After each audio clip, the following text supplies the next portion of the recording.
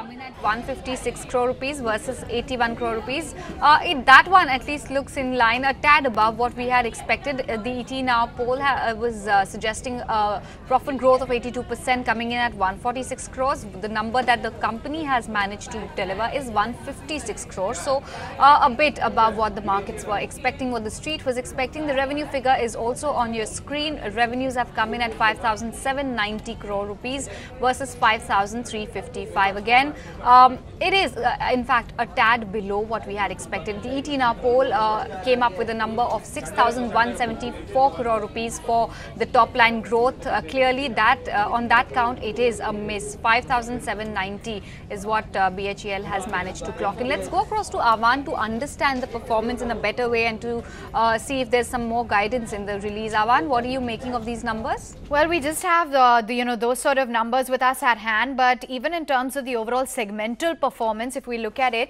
well, it's been the power segment which has seen quite substantial growth, 4,336 crore rupees. So that has been encouraging.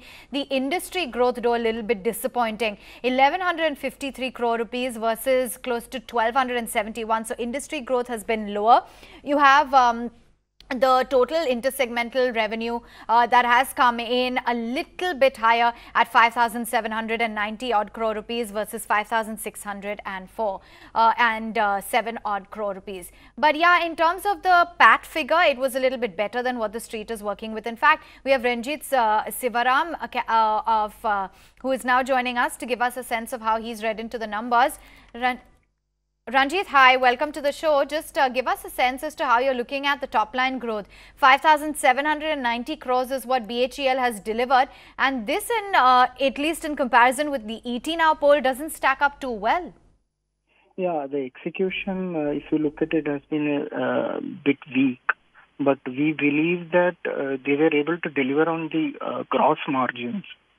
So in a margin perspective, seems to be a good number, but execution continues to be a worry. So we'll have to see whether they will be able to achieve their full year MOU guidance. How have you read into the individual segmental growth this time around, with the power industry growth coming in, power segment growth at about 4,636 crores versus about 4,335. Industry growth this time around has been a little bit tempered at 1,153 crore rupees. How are you looking at the segmental performance? Segmental, we were expecting power to deliver much more better performance, given that they now have a very good executable order book of 98,000 crore.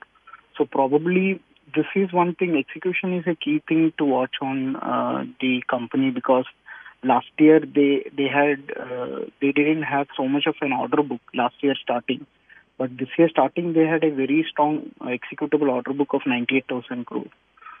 So in that perspective, I feel that execution was a bit muted. Okay, let's also bring on board Rabindranath, who is joining in. And Rabindra, how are you looking at the operational performance? EBITDA has come in at about 288 crore rupees and margins stack up at about 4.9%. That, I think, is what the street is mighty pleased with, which is why you're seeing this sort of a reaction in the stock price. Is this performance sustainable according to you?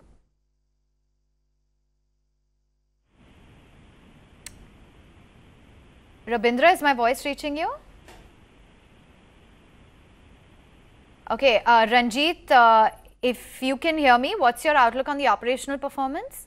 Yeah, operationally, the performance have been better than expectation, because even we were factoring around 250 crores of EBITDA, so the number looks good. So the key thing is that the worries on the gross margins have to an extent been addressed by the company in the last 2-3 quarters. So if they are able to sustain the gross margins at this level, then once the execution pick up, we can see a good improvement in the overall EBITDA and the absolute EBITDA growth. That was a worry some 3-4 quarters before. What is it now that you are penciling in for BHEL? As you said that some of those gross margin concerns or fears are behind, it has operationally put out a decent set of numbers. What is the verdict now on BHEL as a stock price that has weathered quite a bit of challenging times?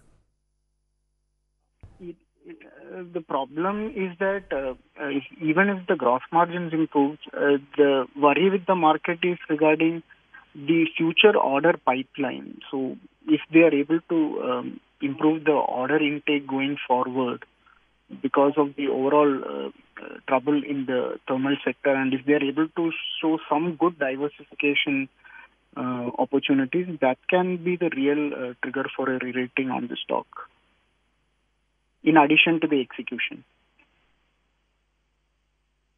Thanks so much for that, Avan, as well as Ranjit, to tell us what's happening. Ravindranath, if my voice is reaching you, thank you so much for taking out time for us. Now